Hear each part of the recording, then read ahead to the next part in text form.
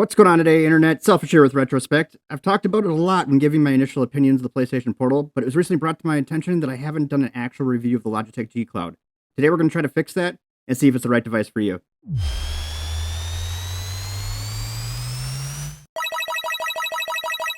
I don't normally like to talk about myself, but if you're interested, I'm going to leave a little update at the end of the video. Let's get the logistics out of the way off the jump. My opinions are a gestation of my random thoughts based off a developed level of skills and are in no way influenced by any individual or entity. No outside persons have viewed this prior to me publishing it, and likely I probably haven't looked at it myself. Now let's get on with it. I'm not going to go through too much gameplay in this video because, let's be honest, we've tested this chip to death, and we know the PS2 emulation can be a little challenging at times, though it does surprisingly well with GameCube. That's not to say the expansive library of retro games through PS1 doesn't arguably already include some of the best titles you can't stream anyways, and the G Cloud will play them on at least 2 times native resolution. When the Logitech G Cloud was announced, most of the tech world was on the same page. This device seems pretty frickin' dumb. The Steam Deck had just come out, and the Logitech was coming out with a device that needed to stream games for $50 less than the base deck. I will, however, go over why I think they don't completely fit in the same category. Alright, let's go over the G Cloud real quick here. So up here on the top, you've got your TC card slot. You've got your power button, which is a slider, which is really nice. It's actually, for some reason, kind of fun to turn on and off. I don't know what it is, but it's spring-loaded. You have your volume up and down, and your shoulder buttons, and your triggers. All right, moving right along. On the bottom here, we have our rear-firing speakers, a Type-C port for charging, and a headphone jack. This Type-C port, unfortunately, cannot be used in order to hook this up to a monitor.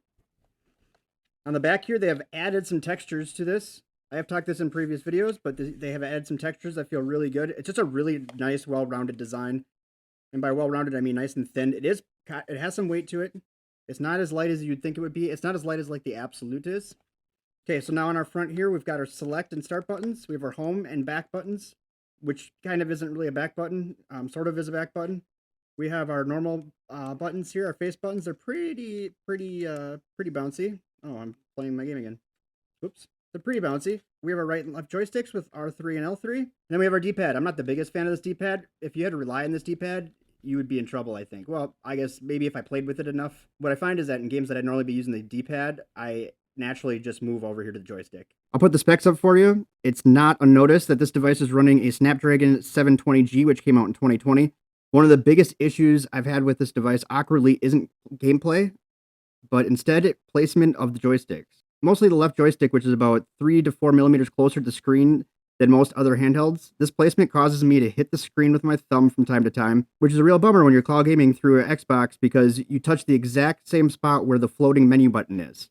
This often causes you to either unexpectedly pause or exit the game that you're playing. That aside, the Logitech G Cloud is a streaming beast. Luckily for Logitech, streaming does not use many resources or take much power. The battery while cloud gaming will last 12 to 15 hours, which is leaps and bounds better than the 90% of other handhelds that are out there. Also, with streaming as efficient as it is, and the G Cloud not having a fan, it runs pretty cool.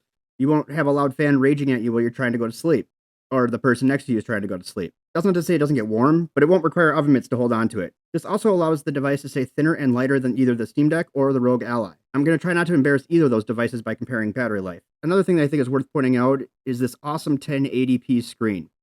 It's very bright, and images look really clean. As I stated before, you are able to upscale most emulation, which brings out images you haven't seen before. But back to answering my initial statement, I don't think it fits in the same category as the Steam Deck. Once you realize the G Cloud is a streaming device that luckily does some emulation if you find yourself without internet, the G Cloud sets itself apart. Then once you fire up Moonlight to run those more resource-intense emulators, the ergonomics and visuals make this almost worth the money. That's where this device loses me and likely most tech reviewers. Like I stated at the start, the G Cloud comes in at $50 less than the Steam Deck at $350. This is mostly due to Logitech only making money off the hardware, as they're unable to subsidize the cost and make money back through game sales. A practice Sony brought to the market a mic drop moment while announcing the PS2. This is often the issue we find with devices like this. Either a lot of corners are cut, or they're priced out so high they almost devaluate themselves. For example, even though you'll be sacrificing battery life, comfort, screen clarity, and weight, Steam currently sells refurbished decks for around $300. I've never actually seen a G Cloud not on sale for $299, but there is still a lot of value to gain with the deck when it comes to roughly the same price. If they could find a way to bring down the cost of this or a future device to around $199 to stay competitive with the Absolute, or for streaming purposes, even the PlayStation Portal, then I would say this device is a home run. Even though they were kind enough to bring button mapping for Android games through a software update, I would still like to see them build their own OS and detach from Tencent. They just have their hands in so many cookie jars, and for nerds like me, their studio might have too many IPs to make an industry-impacting revolution. And that's where I'm going to end this today. I'd love to know your thoughts on the G Cloud down in the comments section. I love it. I absolutely love it. I can see the value in it. That's just my personal opinion. I know a lot of people don't, but most people that don't like it have never played with it. Don't forget to comment, like, and share this video, because sharing it helps the channel grow. And I'm more of a grower than a shower. I can use all the help I can get. Thanks for watching.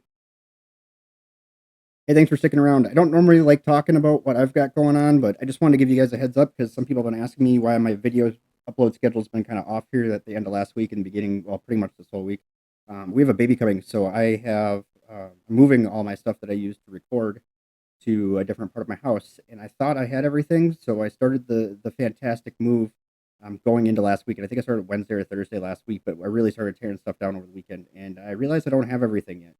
So I'm not actually, like, my stuff's in the room that's going into, but it's not set up. So I'm actually using 4 different systems to do this video, and this is my 5th attempt at it. So if this goes through, you're going to hear this at the end of it. I'm exhausted. I've been trying to post this video since Wednesday. So this is the 5th time I've made it now. Maybe it'll come over the weekend and I can get it done this weekend. Otherwise, I will try to get you guys some videos. The content might be a little different than you're used to. Anyways, thanks for watching. I'm out.